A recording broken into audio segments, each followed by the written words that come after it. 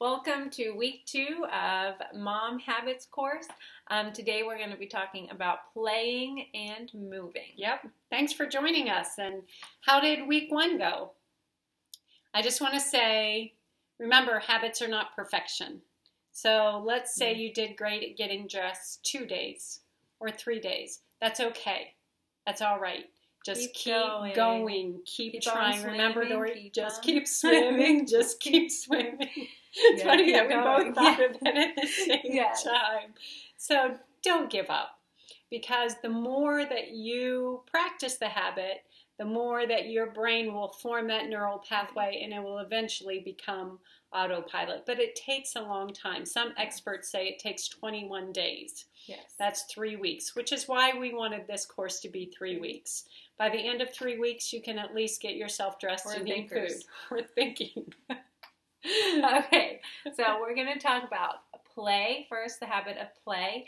And this is actually play with your children, not you yourself as a mom playing by yourself. Right. So why don't you tell us why play is important? Okay, well, I'm just going to give you a little history, which is also in the notes. In the 1970s, play therapy was developed to teach parents how to intentionally play with their children, because that grows the brain.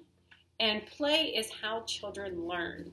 It's how they learn the physical laws of nature, gravity. That's the first game babies play, is throw the rattle and mom picks up the rattle. Gravity works, right? So they're learning. They also learn about relationships by playing games with you, how you interact with them. And they also learn about the rest of the way that the world works by playing with the physical laws of nature. And Amory's going to tell you a couple ways that you can play with your children to help them grow, because part of our jobs as moms is not just to grow character, but actually to help the child grow in every area of their life. So go ahead and share some of that. So some things that you could do with your kids are go on a walk, but don't just go on a walk and walk down the trail or wherever you're walking around your neighborhood at a fast-paced speed and not let them do anything. Let them go on a slow walk and let them explore, let them pick up things and talk to you about things, and you can explain things to them. They're learning about the natural world that way, and they're also learning how to develop curiosity and to look and exploring. And don't be afraid to let your kids get dirty. There's just like a lot of people now, they don't want their kids to get dirty. It's okay if they splash in a mud puddle. Then they know that water is wet. Right. And they know that mud is slimy. Yes. And they know what it feels like. And those are good things for them to know. Right. Set aside a time for play where you are concentrated on them, but not only are you concentrated on them, you are open to doing things that they want to do and that they want to try, and that you are not sitting there and telling them, no, we're not going to do that, and getting frustrated with them. Let them explore. I mean, obviously, yes, don't let them play with the stove, but if they want to draw the line there. Yes, if they want to go and jump in all the puddles that are outside the house, just be okay with that for a day and let them go and jump in the puddles. It's going to benefit both of you. And also you can do things like actually getting out all the board games that are sitting, dusting in your closet or in your drawer. My little girls love playing board games, and they ask me constantly. And it's hard as a mom to not just be like, no, we're not, put that away. I'm not going to get all those game pieces out. Instead of getting it out and actually doing it with them and being intentional, playing Play-Doh with toddlers or older kids, looking at a book. One of the things that my husband loves to do with my girls is that he reads, it's called a read aloud, and he reads them a book every night, and it's a chapter book, and he reads them a chapter a night. These things, just little things where you're actually setting aside time to intentionally playing with them without distraction. And put your phone down. Yes, put your phone down. Not worrying about the dirty dishes in the sink or the fact that the floor has dirt all over it. Just be focused on them and give it a good chunk of time. Not just like 5 minutes or 10 minutes. Right. Give it a good chunk of time.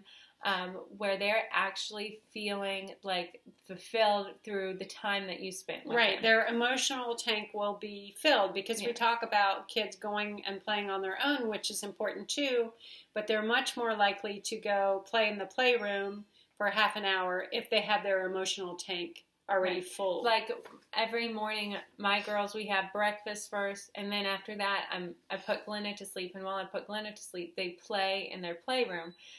But if I rush through breakfast and I don't take time to sit down with them and talk to them, and Cecilia tells me about her dreams, or talk to them about what we're going to do that day, or we listen to the song that they have stuck in their head, then if I do those things with them, then asking them to play in their playroom for 10 minutes is not a difficult task. Right. But if I don't do those things with them, if I say, here, just eat this piece of toast and now go into the playroom and be quiet while I put the baby to sleep, then they throw fits and they come out constantly. So being and you've set the tone of your day right then.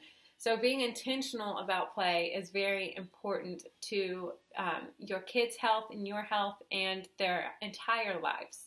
Right. So now we're going to go on to moving. And I'll tell you a little bit real quick about why moving is important as a mom. And what we mean by moving is not just going up and down the stairs with your laundry or picking up the baby a million times, because you do those things already, but you still feel tired and sluggish throughout the day or while you're doing different things. So what we're talking about is intentionally moving your body, exercising or walking on your treadmill or something like that, so that you get your blood pumping and your mind working, and you're doing something that's taking care of yourself and your body. Right, because you have a lymphatic system, and your lymph nodes don't drain on their own. They fill with toxins. And so we need to actively be moving so that we can get those drained, and then those toxins get sent to the right places where they can be taken care of. And Jessica McHugh, our Pilates instructor, she did some videos just for this course. 3 videos. Yay! Thank you, Jessica. Personalized workout videos. Yes. And they are 10 minutes or Only less. 10 minutes. That's it. So do you think you could handle 10 minutes? Because if you want to maintain your health, you want to see your kids grow up, your grandkids, and you want to see your kids get married before you have grandkids, then you have to practice self-care now. You can't wait until you think there's time. Right. It has to be now. So those are the 2 habits that we're going to work on forming this week.